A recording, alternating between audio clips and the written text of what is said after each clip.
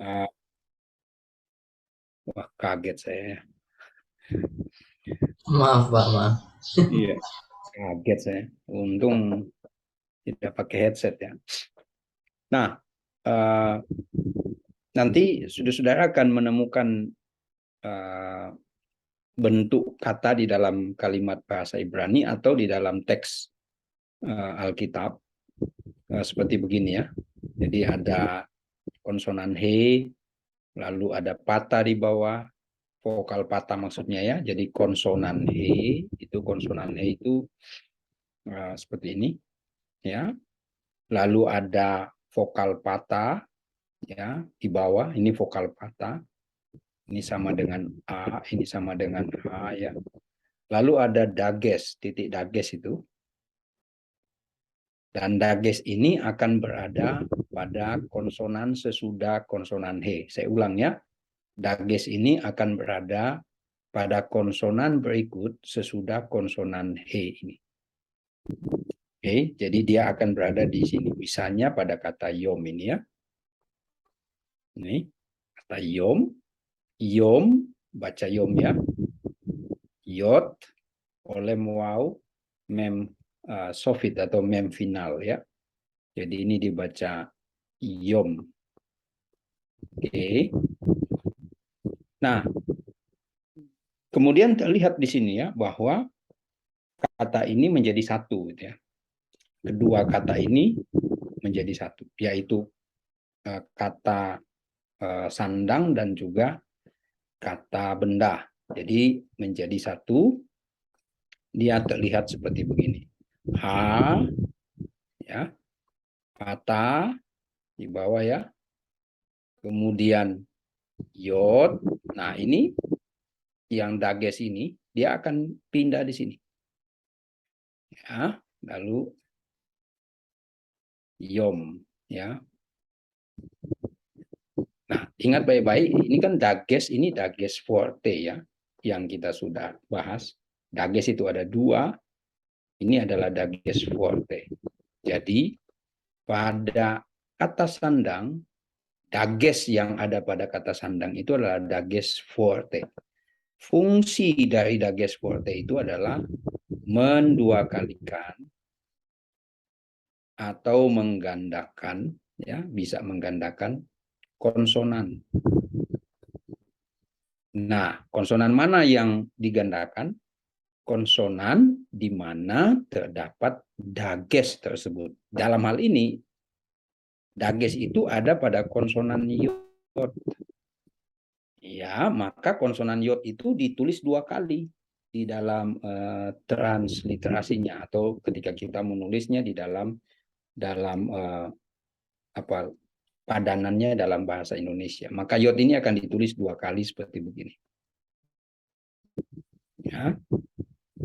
Jadi bukan di dalam bahasa Ibraninya, bukan di dalam bentuk Ibraninya ditulis dua kali seperti begini misalnya. Yod dan yod. Enggak ya, salah. Justru hanya di dalam bahasa Indonesia ya, atau di dalam huruf Latin ini ditulis dua kali. Sehingga ini akan dibaca he, patah, ha, lalu ada dua kali y, yod, lalu olem waw, o panjang, dan mem. Jadi ini akan dibaca seperti begini bunyinya. Hai, sekali, hai, yom. Hai, yom. Memang di dalam pengucapannya harusnya tidak terdengar seperti itu. Hai, yom. Ya, kalau dibaca cepat menjadi hayom. Hayom.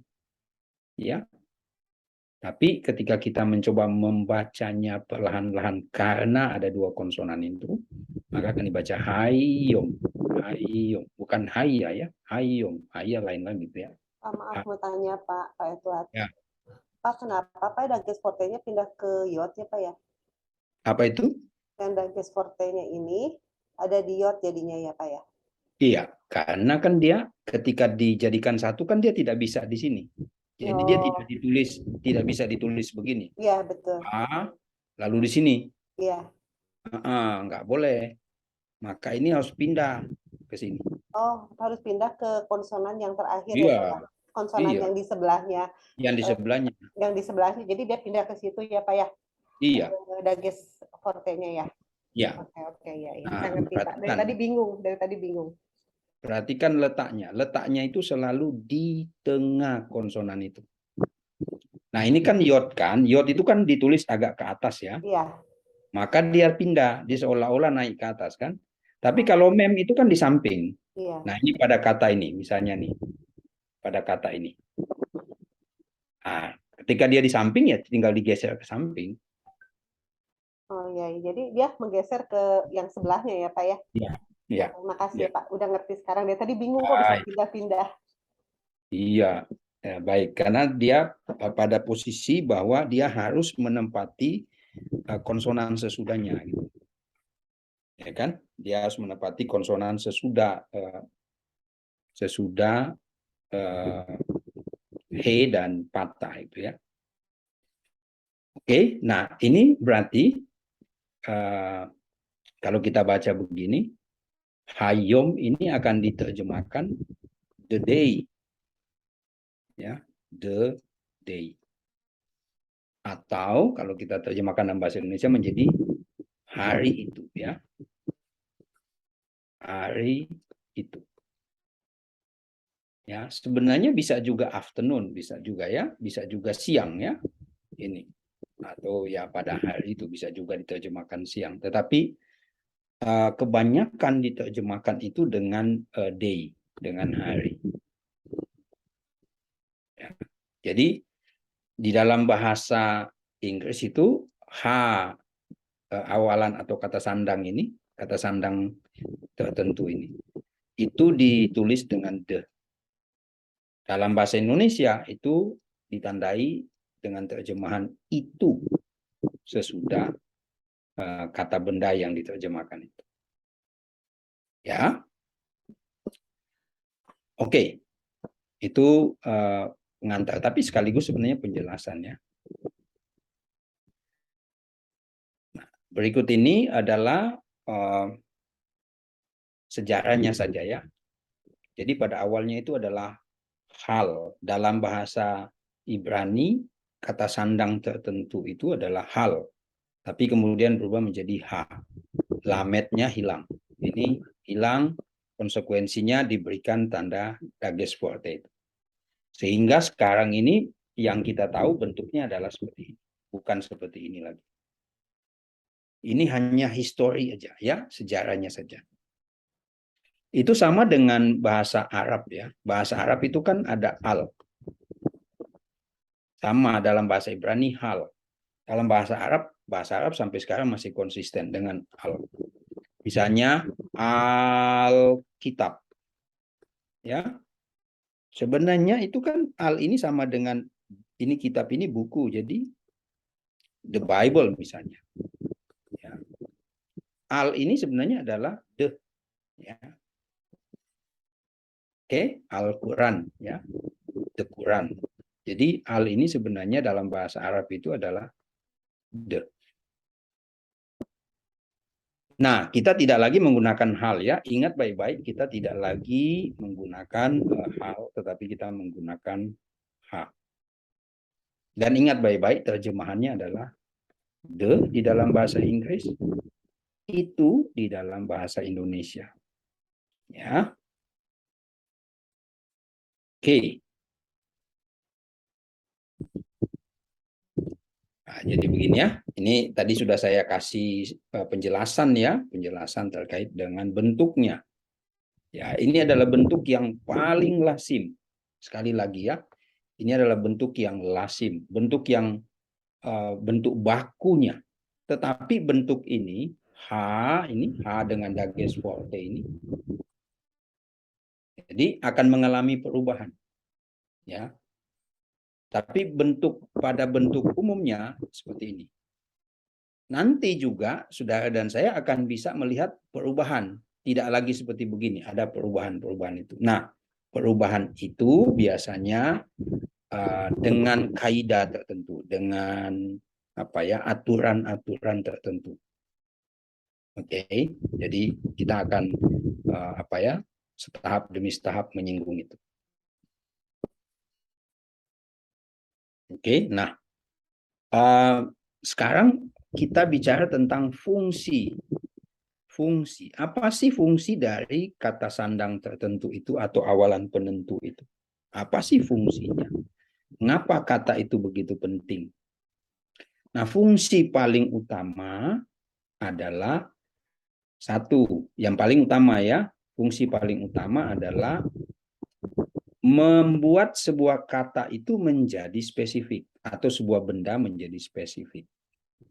Ya, jadi benda yang ditunjuk, benda yang dibicarakan, benda yang sedang jadi objek itu menjadi jelas.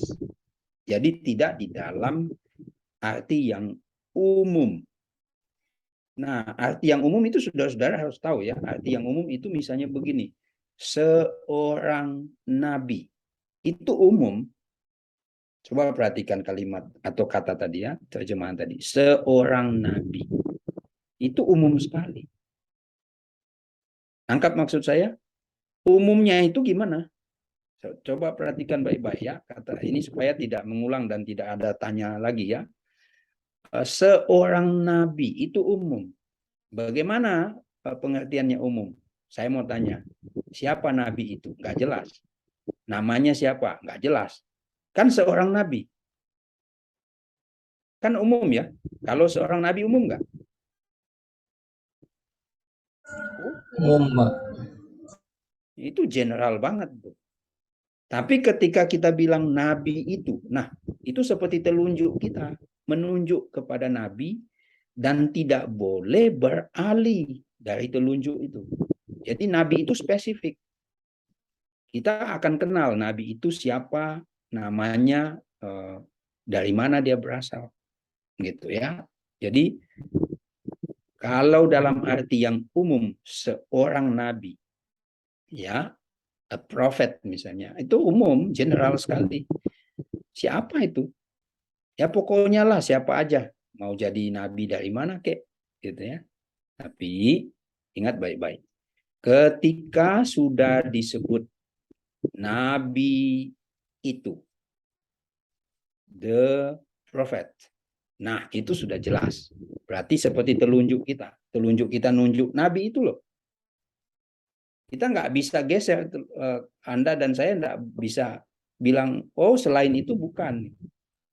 Sesuai dengan telunjuk kita menunjuk, dialah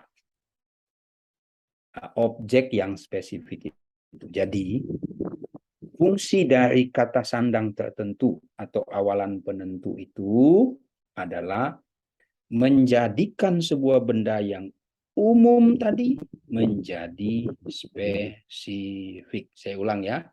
Fungsi dari kata sandang tertentu atau awalan penentu menjadikan benda yang umum menjadi spesifik, menjadi khusus, menjadi tertentu, menjadi definite. Ya, bukan lagi indefinite tetapi menjadi definite. Ya, jadi itu fungsi dari awalan penentu. Nah, sekarang saya kasih contoh misalnya dari Alkitab ya, dari Alkitab itu Ulangan 18 ayat 15. Ulangan 18 ayat 15. Nah, di sana ada kata navi mikir beha. Navi mikir beha. Mikir beha. Navi mikir beha. Nah, perhatikan, coba bandingkan dengan kata ini ya. Saya kasih, saya coba buat agak besar dikit ya. Nah, Anda lihat di situ, coba dilihat perbandingannya kata navi ini, saya kasih lingkar ini dengan ini. Di sini ada enggak? Di awalnya ada H. Di sini. Ada enggak? Kak. Ada. ada, Nah, Pak. nggak ada itu. Berarti ini akan diterjemahkan nabi, maka di depannya akan ditulis seorang nabi. Jadi kalau tanpa H, kalau tanpa awalan penentu, terjemahannya harus dibubuhkan dengan kata seorang. Kalau menunjuk pada manusia. Kalau bahasa Inggris berarti a prophet gitu Pak ya? Yes, you're right, brother. A prophet. Ya. Nah, ini seorang, ya kan? Ingat baik-baik ya, kalau dia manusia maka pakai seorang. Tapi kalau misalnya hewan atau apa seekor ya, jangan pakai hewan juga, kuda juga dibilang seorang kuda kan bahaya. Itu terjemahannya udah jungkir balik ya. Oke, lihat ya, di sini tidak ada kata sandang tertentu kan? He, pata, dages forte kan? Tidak ada toh? Kita tadi sudah sepakat. Di sini ada nggak? Ada, Pak. Ada. Maka ini diterjemahkan seorang nabi atau nabi itu. Nabi itu. Oke. Itu ya. Atau the prophet. Ya. Lihat ini. Ya, lihat itu terjemahan yang harus kita jaga konsistensinya. Oke. Nah, memang bahasa Ibrani dan bahasa Indonesia itu tidak punya bentuk. Nah, kalau bahasa Ibrani itu tidak punya bentuk awalan tidak tertentu atau indefinite ya. Artikel. Kalau dalam bahasa Inggris ada ya. Bahasa Inggris ada. Bahasa Inggris itu ada ada an ya. Ya kan? A table, an apple, ya, a cat, apalagi a book, ya, a fish, apalagi itu. Oke, tapi kalau di dalam bahasa Ibrani tidak ada bentuk yang ini. Yang ada cuma definite article saja. Ya, definite article. Ini dalam bahasa Ibrani. Jadi tidak ada indefinite article dalam bahasa Ibrani. Nah, bagaimana kemudian membedakannya? Ya, tinggal kita lihat. Kalau tidak ada H, itu berarti indefinite. Itu berarti tidak, itu kata benda yang umum. Maka bubuhkanlah terjemahannya seorang dalam bahasa Indonesia atau atau an di dalam bahasa Inggris ya. A prophet atau ya tinggal melihat apa kata itu dalam bahasa Inggris terjemahannya ya. Kalau dimulai dengan vokal kan harus dengan ini. Oke, lihat baik-baik ya. Jadi yang perlu kita perhatikan adalah ketika kita membaca teks Ibrani atau bagian dari Perjanjian Lama, identifikasi itu penting terhadap kata demi kata yang kita baca. Ya, itu fungsi. Jadi saya harap fungsinya menjadi jelas selain sudah nanti membaca dari materinya. Jadi fungsinya itu sebenarnya menjadikan sebuah benda yang umum tidak spesifik menjadi spesifik. Oke. Nah, lihat di sini ya. Coba perhatikan baik-baik. Di dalam Ulangan 18 ayat 16 itu, Ulangan 18 ayat 16, sudah bisa lihat ya. Ada beberapa kata di situ muncul. 3 kata ya yang saya lingkari ya. 3 kata yang muncul di situ semuanya terlihat dengan apa namanya? Terlihat dengan kata sandang tidak?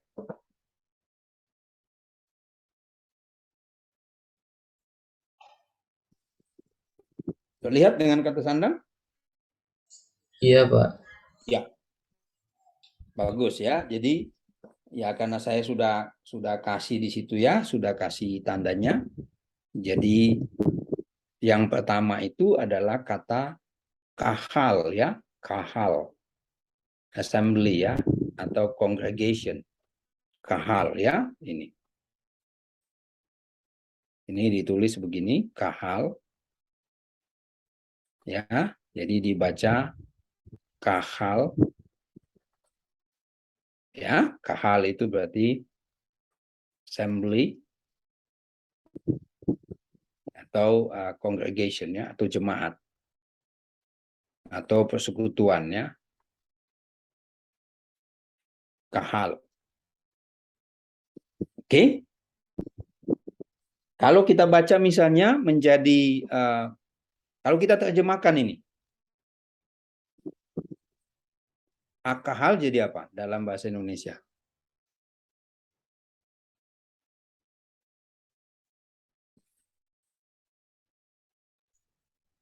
Jemaat itu. Jemaat itu ya. Jemaat kalau dalam PL itu biasanya kalau menggunakan istilah Arab ya, itu jamaah, jemaah ya, jemaah. Padahal kan sama, jemaah, jemaat itu sama ya, jemaah itu atau jemaat itu, ya kan? Karena ada h di sini kan, iya. Jadi ada h tambahan di depan itu jelas itu, ya.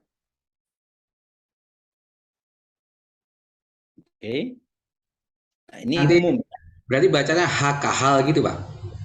Iya, hak ada dua kan? Oh, Dua apa konsonan ki kan di situ. Ini kan ada dages forte nih. Jadi dibaca hak, benar ya? Kahal. Nangkap maksud saya?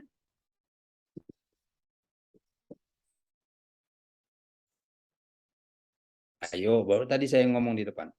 Kalau dages forte ada di depan atau ada di tengah konsonan, ya, maka ini akan Jadi ganda ya Pak?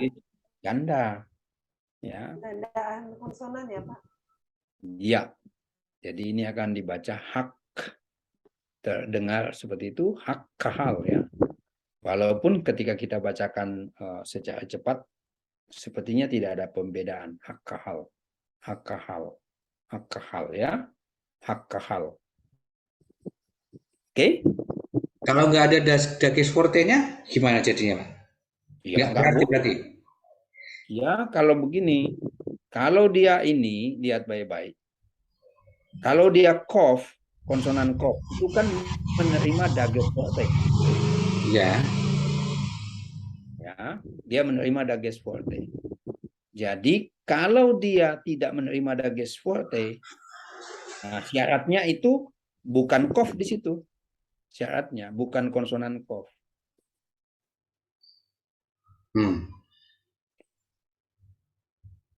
Apakah saya sudah pernah menjelaskan mengenai konsonan mana saja yang menerima dages forte? Sepertinya sudah ya, dengan dages lene ya. Oke. Nah, selain konsonan gutural, kan saya pernah bilang ya, selain konsonan gutural, jangan lupa ya konsonan gutural, alef, he, het, ayin, dan res. Ini adalah konsonan gutural. Ya, konsonan gutural. Konsonan gutural ini tidak menerima dages forte. Apa dimaksud? Apa yang dimaksud dengan tidak menerima dages forte, Bapak Ibu? Dages forte itu tidak boleh ditempatkan di dalamnya. Ya, atau di sini tidak boleh. Jadi dages forte itu tidak boleh ditempatkan di tengah konsonan ini.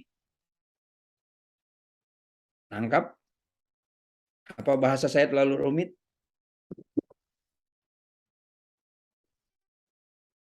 Masih belum mengerti? Saya ulang ya. Dages forte itu tidak dapat menempati konsonan guttural. Apa yang dimaksud dengan menempati? Menempati itu berarti tidak dapat dibubuhkan di dalamnya. Seperti ini. Ini salah semua. Kalau tulis begini ini salah. Ya. Jadi pertanyaan saya tadi yang ditanyakan, apakah kof ini bagian dari konsonan guttural? Bukan, Pak. Bukan. Ya. Bukan, Pak. Berarti pertanyaan kita bilang, kalau nggak ada dages fortes itu jadinya gimana? Itu pertanyaan yang keliru. Kenapa? Karena itu bukanlah bagian dari guttural. Ya. Nah, satu lagi. Bapak Ibu jangan sampai terpancing dengan begini. Pak, gimana ya kalau nggak ada dages forte di situ? Nah, ini seringkali pertanyaan-pertanyaan yang muncul kita ingin membuat sebuah kata. Maksud saya begini. Yang kita harus fokus itu Bapak Ibu adalah semua kata yang tercantum di dalam teks. Jangan berandai-andai. Ya. Kalau di kata ini ada kof, lalu ada dages forte, Bapak Ibu jangan berandai. Bagaimana Pak kalau nggak ada? Saya ulang ya. Ini penting ini tipsnya. Yang menjadi fokus kita adalah teks itu, kata itu. Kalau di dalamnya terdapat dages forte, terdapat konsonan he, patah dages forte, maka jangan berandai-andai, Pak, bagaimana kalau nggak ada? Itu nanti sulit, nanti Bapak Ibu akan bingung sendiri. Di sini ada penjelasannya.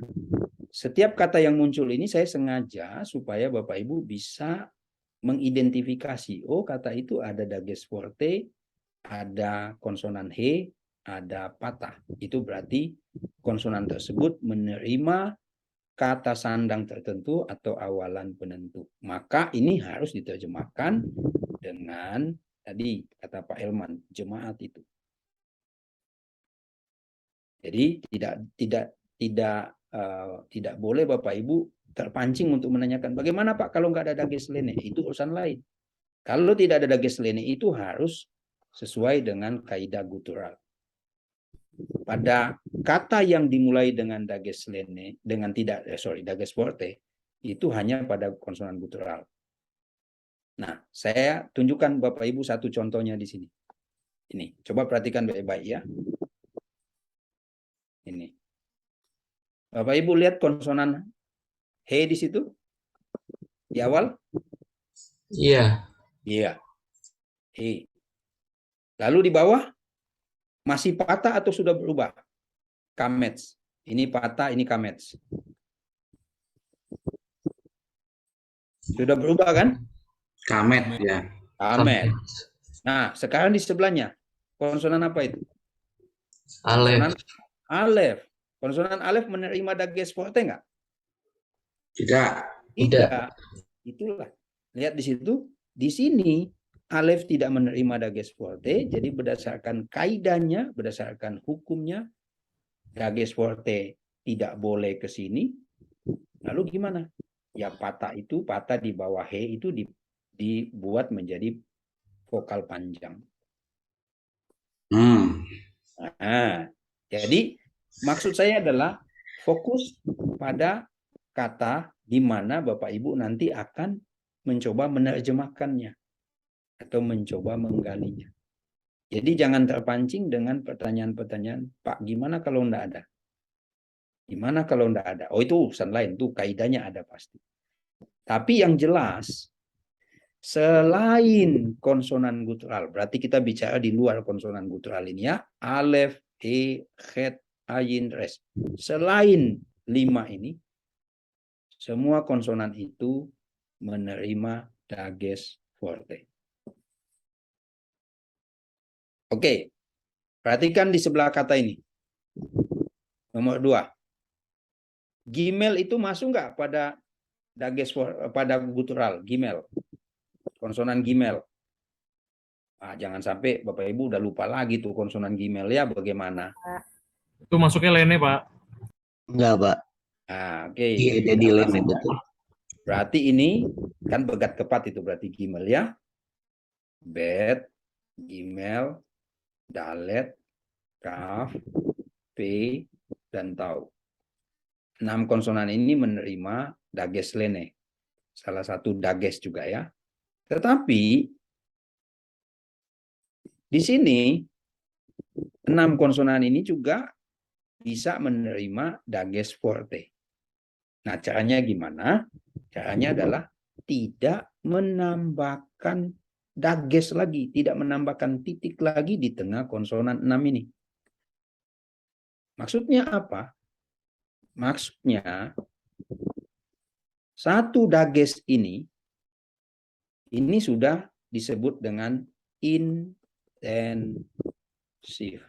Intensifnya apa maksudnya? Dia berfungsi sebagai dages lene dan dia berfungsi sebagai dages forte. Sehingga di sini tidak ada 2 titik, bukan? Tidak ada 2 dages, kan? Ya kan? Kita coba lihat ya, kita tulis di sini. Jadi Kalau ya, Pak? dia ya, Jadi otomatis dia berubah fungsi ya Pak kalau ada lambang halnya itu di depan. H ya, itu kalau ada kata sandangnya ya. Ya. Oke. Oke. Sekarang saya coba custom. Saya custom. Kata ini saya custom ya. Dia hanya menjadi seperti begini. Kimel, lalu ini swa, lalu ini dalet, ini holem, ini lamet, ini kametshe. Nah, kalau ini Bapak Ibu lihat di sini, ini dages apa? Kalau tanpa H ini. Lene Pak, lene. Dages lene. Tapi ketika ditambah H di sini, yang mestinya adalah H dengan dages forte, ini dages lene apa dages forte? Forte. Oi. Tadi kan saya udah bilang, menjadi apa? Menjadi Intensif, Pak. intensif. Berarti apa? Intensif, Pak. Berarti dages lene forte ya, dua-duanya. Ganda, Pak. Lene dages forte. Ini masih ada H di depan ya, Pak? Oh iya. Kalau ada H di belakang kan, di depan kan? Iya kan? Nah, misalnya begini, misalnya kita ambil contoh ini ya, supaya Bapak Ibu bisa lihat. Ini memang polemiknya cukup bukan polemik ya. Cukup complicated ya. Saya kasih contoh begini. Kita hapus dulu ini ya. Nah, ada kata anak laki-laki, Ben. Kata anak laki-laki. Ini Ben. Ben ini anak laki-laki. Oke, son atau boy bisa juga ya. Ben, anak laki-laki.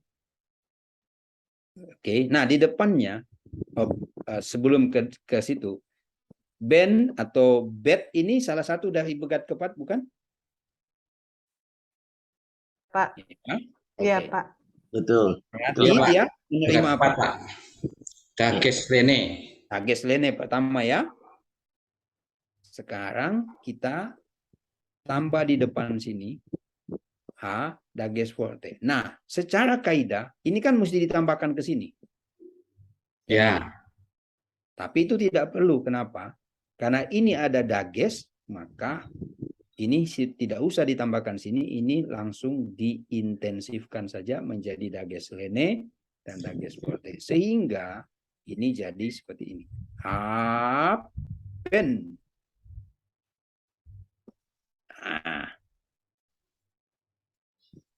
Oke? Ya, Pak. Lengkap? Jadi intinya titiknya nggak pindah ya, Pak ya?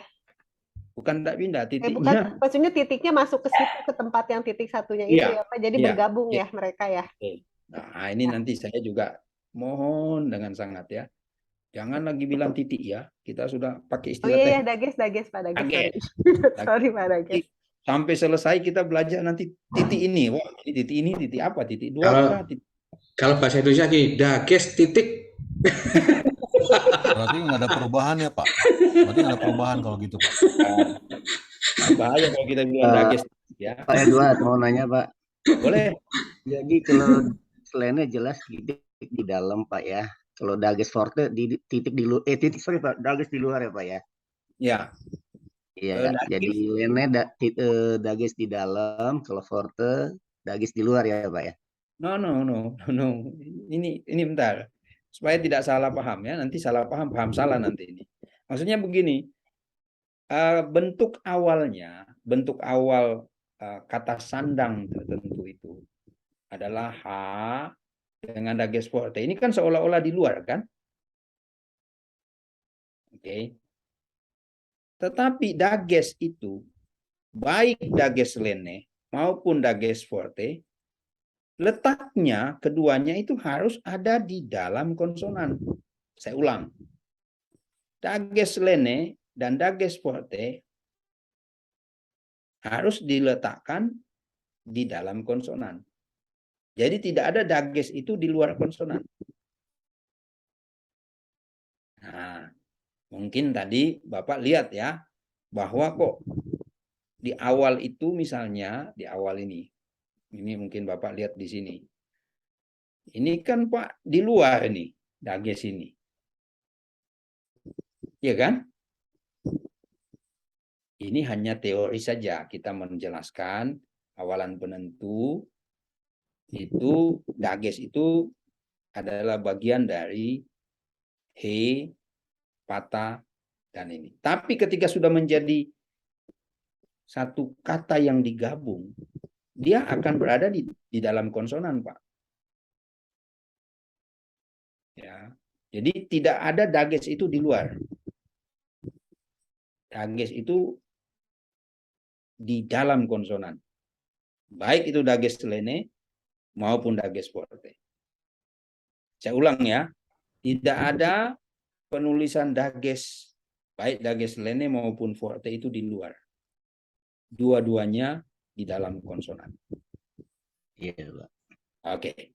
Itu mesti clear dulu supaya nanti membingungkan kalau oh ini di luar Pak, tapi kenapa lalu masuk? Nah, itu kan by rule ya, hanya kaidah saja. Saya mau nanya, Mencoba. Ya. begitu apakah tadi Gmail-nya jadi 2 juga atau tetap tulisnya 1, Pak? 2. 2. Berarti dia karena dia intensif jadinya 2. Begitu, Ya. Pak? Ya. Itu berlaku semua buat begat kepat berarti, Pak? Benar. Ya, lihat baik-baik. Ketika Gmail hanya dengan dages lene, ya ini swa berarti kan ditulis g. Maka ini cuma satu nih, ditulis. Ketika Gmail tanpa dages lene, maka ini kan ditulis begini. Ya kan? Benar ya? G dengan upper line. Oke. Nah, sekarang pertanyaannya, ketika Gmail itu ini, lalu di sini ada H, Gmail menerima dages, kan ini berarti adalah dages lene plus forte. Maka penulisannya menjadi seperti begini. H, G, G. Nah, ini tidak ada upper line-nya. Tidak ada ini seperti ini. Oke. Kenapa tidak ada? Karena ini memiliki dages lene, maka dia akan ditulis seperti begini. Ya. Masih ingat ya, kaidah dages lene itu sebenarnya adalah konsonan yang ditulis dengan 2 bentuk dan 2 pengucapan. Ya, misalnya bed. Kalau kita kasih dages lene di sini, maka ini akan diucapkan B. Tapi kalau tanpa dages lene, ini akan diucapkan V. Oke. Atau ini nanti ditulis seperti begini. Nah, ini pembedanya adalah dalam pengucapannya. Oke. Nah, sekarang ketika Gmail dengan dages yang dalam hal ini adalah dages lene plus dages forte, maka dia akan tulis double begini. Ya. G tanpa ada ornamen apapun, tanpa ada embel-embel apapun. Tapi kalau dia Gimel tanpa dages lene, maka ini akan ditulis dengan tambahan seperti ini. Itu menunjukkan pembaca mesti tahu bahwa nanti ketika ini ditulis kembali ke dalam bahasa Ibrani, dia akan terlihat seperti begini. Ya. Jadi, dalam hal ini yang tadi, Bapak Ibu lihat yang tadi sini, ini otomatis kita akan tulis begini. Ini ya, kita akan tulis jadi begini. A, ini kan, A. Lalu Gimel dengan double kan. Lalu di bawah Swa. A, G. Lalu Dalet. D. Lalu Holem. Do. Lalu Lamet dan Kamet C. Jadi dibaca apa?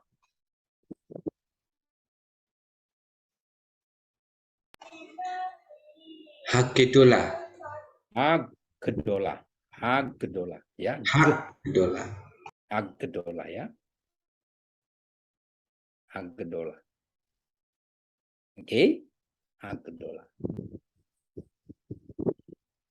Nah, ini kan tidak ada apapun di atas. Kalau misalnya saya tulis begini. Saya tulis begini ya. Saya tulis begini. Saya transliterasi, itu transliterasinya supaya memudahkan Bapak Ibu bisa membaca. Saya transliterasi begini. Ini benar apa benar?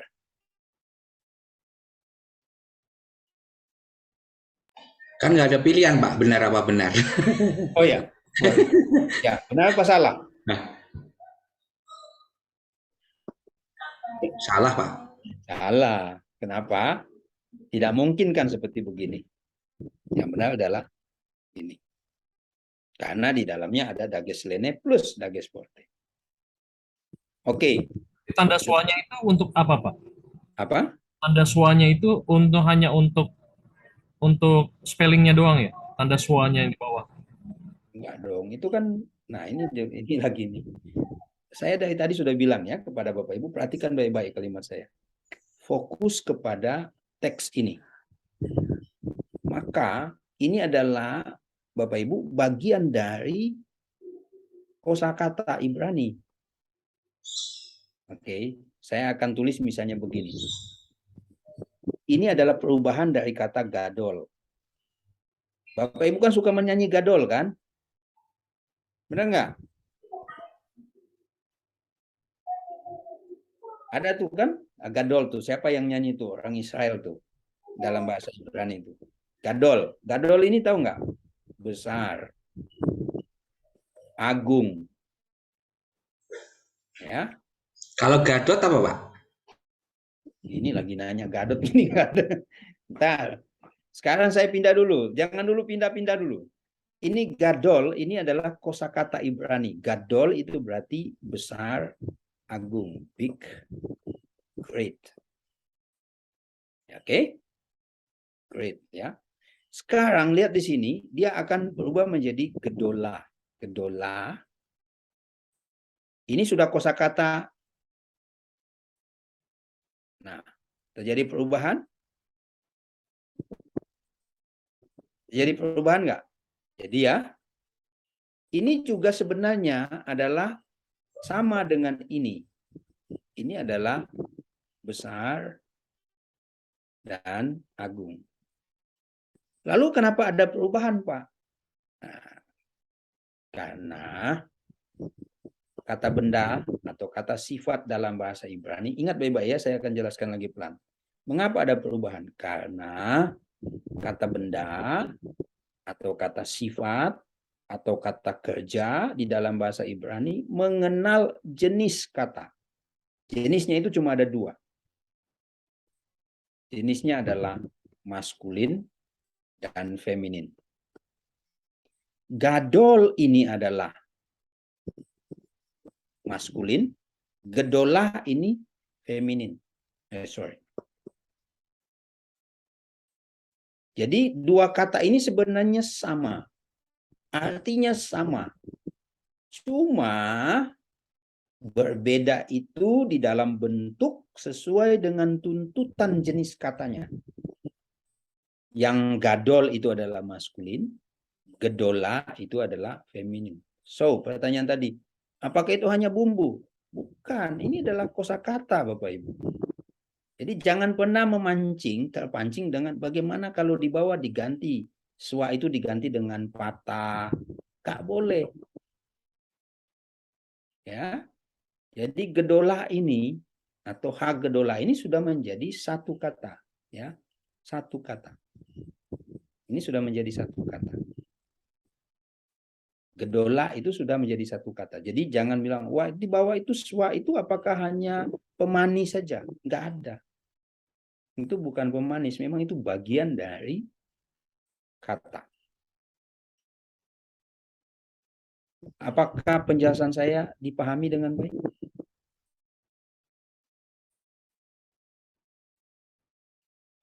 Masih bingung? Masih bingung? Nggak apa-apa kalau masih bingung, saya akan jelaskan lagi. Saya ulang ya. Ya, jadi Bapak Ibu jangan bingung ya. Ini kan kita belum sampai ke... Sepertinya pada diam-diam ini bingung semua nih, Pak. Masa dari awal sampai sekarang bingung kan? Bapak Ibu kan adalah anak-anak yang percaya kepada Tuhan kan? Adalah anak-anak Tuhan. Takut akan Tuhan adalah permulaan pengetahuan. So, kalau bagi kita yang takut akan Tuhan, tidak mungkin Tuhan tidak kasih hikmat. Oke, ini camkan dulu. Bagi kita yang takut akan Tuhan, Tuhan akan kasih hikmat. Ya. Nah, saya bicara ini sebagai hamba Tuhan ini sudah. Ya, tidak mungkin kita tidak mengerti. Oke. Sekarang saya mulai menjelaskan ini. Tadi pertanyaannya, Pak, gimana kalau di bawah itu swa itu apakah pemanis saja? Tidak. Sekali lagi ini adalah vocabulary ya. Ini adalah kosakata. Ya, jadi dalam bahasa Ibrani, tolong di-mute dong, tolong di-mute. Dalam bahasa Ibrani ada dua. Ya, gadol. Perhatikan penulisannya, gadol dan gedola. Ya. Gedola. Dua-duanya punya arti yang sama. Besar atau agung. Tapi yang ini maskulin. Ya, ini maskulin, yang ini adalah feminin. Ya. Jadi, mengapa maskulin dan feminin itu perlu dibedakan? Ya, ketika Bapak Ibu menjelaskan misalnya nabi yang besar, nabi yang agung. Nabi itu maskulin, laki-laki. Nabiah, maskulin apa feminin? Nabiah. Kalau Nabiah benar feminin. Ya, feminin. Berarti dia perempuan. Nabi perempuan maksudnya. Kalau ini nabi laki-laki. Nabi. Kalau nabiah itu nabi perempuan. Nah, ketika menjelaskan begini, nabi yang agung, dia harus menggunakan gadol. Kalau menggunakan nabiah atau nabi perempuan yang agung, dia harus menggunakan gedolah. Itulah pentingnya dalam bahasa Ibrani, pembelajaran bahasa Ibrani selalu kita mengetahui. Ini kata sifat atau kata benda atau kata kerja itu memiliki jenis, unsur jenis. Saya ulang. Kata sifat, kata benda, dan kata kerja itu memiliki unsur kata jenis. Jenisnya cuma ada dua. Kata sifat jenis feminin, kata sifat jenis maskulin. Kata benda, ya, noun, jenis maskulin, kata benda jenis feminin. Kata kerja juga maskulin, kata sifat, kata kerja feminin. Jadi unsur jenis itu biasanya akan digunakan sesuai dengan kata yang harus melekat padanya. Dalam hal ini misalnya seperti tadi, nabi yang besar atau nabi yang agung. Tidak boleh nabi ini maskulin kemudian mengambil kata agung itu feminin. Navi Gedola, salah. Yang pas adalah Navi Gadol. Sebaliknya, tidak boleh nabi perempuan itu kemudian menggunakan kata agungnya maskulin.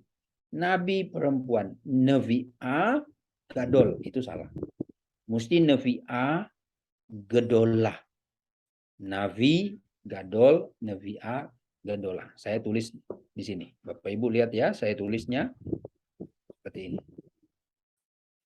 Navi, ya, ini nabi maskulin, maka di sampingnya mesti Gadol.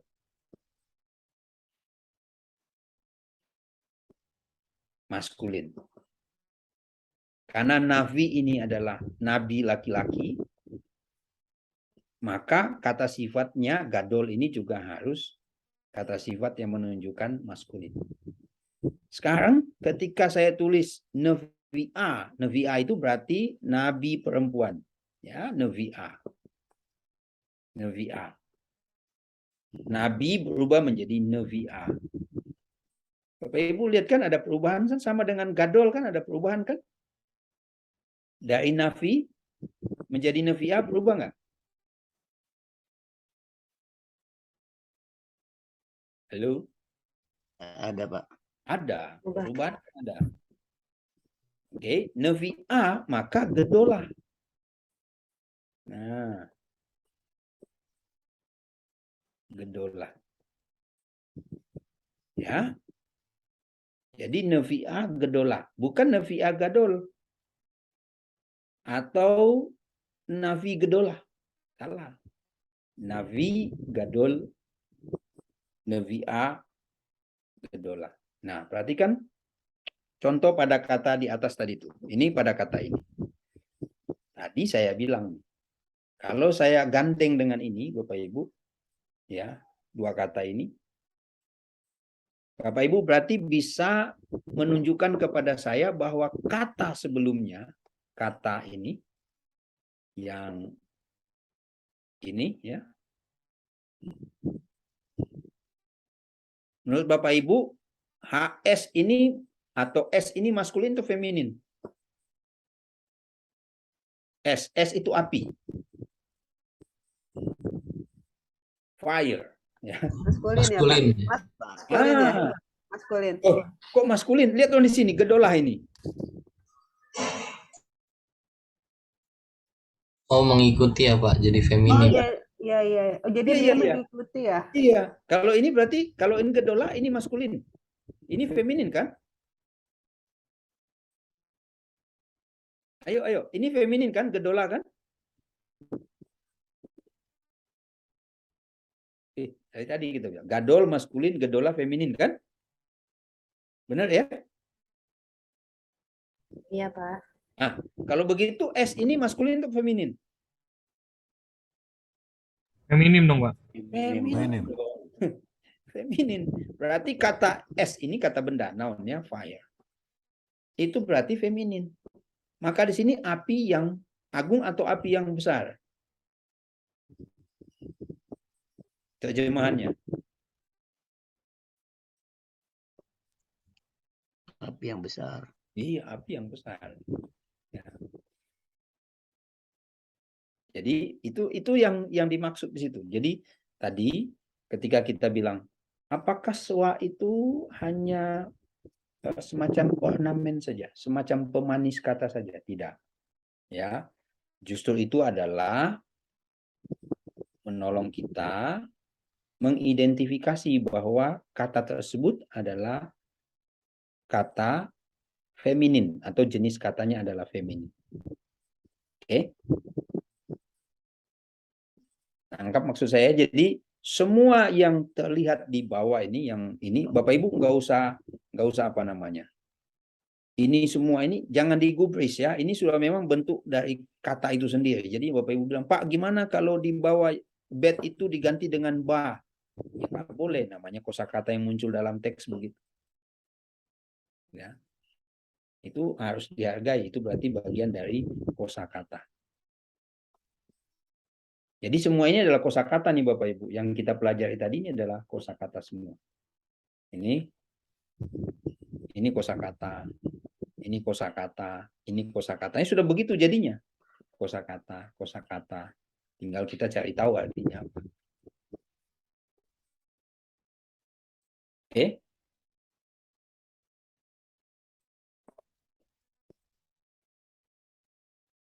Wah, kayaknya kita sudah harus berhenti. Ya. Masih ada, apakah kita sedikit lagi ya? Masih ada berapa menit Pak Ketua? Masih 8 menit, Pak. Boleh. Baik. 8 menit ya. Nah, sekarang tadi kita sudah dapat ya, kahal itu artinya apa? Kahal artinya jemaat ya. Kahal artinya jemaat. Oh, ini kok nggak mau hapus nih. Ini ya. Lalu gedola artinya besar atau kata sifat itu ya, besar. Lalu lihat di sini, kita sambil lihat ya. Es itu tadi api. Ya. Api. Lalu di sini asyer ini, asyer yang kata penghubung. Asyer ya, dibaca asyer. Ini asyer ya. Ini kata penghubung, artinya yang. Oke. Lalu yom tadi kita sudah dapat juga ya, yom. Yom artinya day atau hari ya. Nah, sekarang saya pindah ke contoh berikut. Ternyata kalau Bapak Ibu lihat ya, di sini dalam keterangan di atas saya bilang ada perubahan. Perubahan terjadi karena konsonan pertama dari kata yang dirangkai dengan awalan penentu adalah gutural. Maka H dages forte, ini maaf ya, dages forte ini harus di dalam konsonannya, ini hanya rule saja. Ditambah dengan konsonan atau kata yang dimulai dengan salah satu dari konsonan gutural, maka rangkaian dengan awalan penentu atau kata sandang ini akan terlihat berbeda, berubah. Di mana berubahnya? Pada kata sandang, perubahan itu ada beberapa bentuk. Pertama, H dengan kamets, bukan lagi terlihat seperti ini. Kedua, H dengan segol menjadi he. Ketiga, H tetap dengan patah, tapi tidak ada lagi dages forte. Saya ulang ya, saya ulang.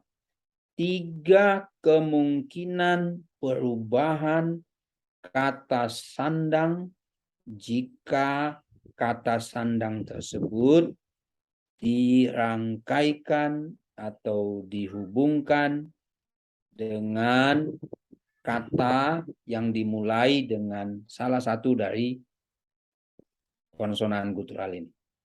Perubahan pertama, kata sandangnya akan terbaca he dengan kamets.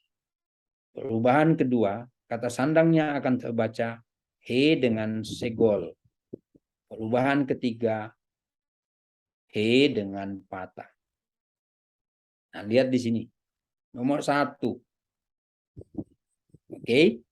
Kata edge, ini sudah kosakata lagi ya. Ada satu kosakata lagi ya. Edge ini adalah pohon. Oke. Pohon. Tree ya. Pohon. Nah, kalau hanya pohon tanpa ada kata sandang itu, maka ini akan diterjemahkan Apa nih? Sebatang atau Sebatang pohon. batang pohon?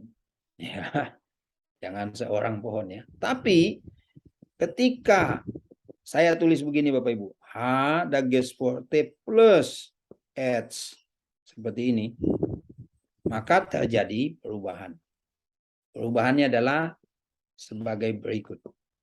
Karena konsonan ayin adalah konsonan gutural, maka terjadi perubahan. Ini harus dibuang, dieliminasi namanya. Lalu patah harus ditulis panjang, vokal panjang, kamets. Maka tampaklah seperti begini. H, H, H, H. Oke, maka dia mengambil ini. Tadi saya sudah jelaskan kaidahnya. Jika kata sandang ditulis dengan kata yang dimulai dengan salah satu dari konsonan gutural, maka perubahannya ada 3 kemungkinan. Pertama, kata sandang itu berubah menjadi he dengan kamets. Kedua, he dengan segol. Ketiga, he dengan patah. Lihat, ketiganya tidak membubuhkan, tidak mencantumkan dages forte. Oke? Nah, pada konsonan H, kata H dimulai dengan ayin. Sini juga sama. Apa itu yang Tapi titik apa, Pak? sorry? Dan di titik 2 itu yang di atas, sorry. Itu kayaknya tanda Oh ini tanda aksen ya, tanda aksen. Berarti penekanannya di situ, bacanya adalah HH. HH gitu ya. Jadi penekanan. Penekanannya di situ. Itu aksen saja. Memang ada banyak ya tanda. Bapak Ibu jangan pusing-pusing dengan ini aksen semua ini. Di dalam bahasa Ibrani biasanya ini ada ritmenya ya, membacanya. Ada cantingannya gitu ya. Berarti yang di atas-atas itu accent ya Pak ya? Ya, itu tanda baca saja. Ya, jadi Bapak Ibu tahu bacanya di mana menekankannya. Misalnya saya baca ini. Wa asher, ya bukan wa asher, bukan wa asher, tapi wa asher. Sini penekanannya. Lalu ini bukan ya bo, tapi ya vo, ya vo, ya vo, ya. Lalu di sini lihat di bawah ini ada nih. Et re hu. Ini di sini baca bukan et re hu tapi et re hu. Jadi ada penekanan di situ. Nah, ini juga penekanan di sini. Bayar, bukan bayar, tapi bayar. Nah, itu semua ritmenya ya, aksentuasinya di situ baca. Gitu ya, Pak. Jadi semua yang di atas itu atau di bawah selain vokal, selain tanda-tanda vokal itu adalah penanda penting nanti bagaimana Bapak Ibu mengucapkan, how to pronounce it, ya, bagaimana mengucapkan itu. Oke, ini kita berakhir sampai di sini karena Bapak Ibu nanti akan mengikuti apa namanya chapel ya.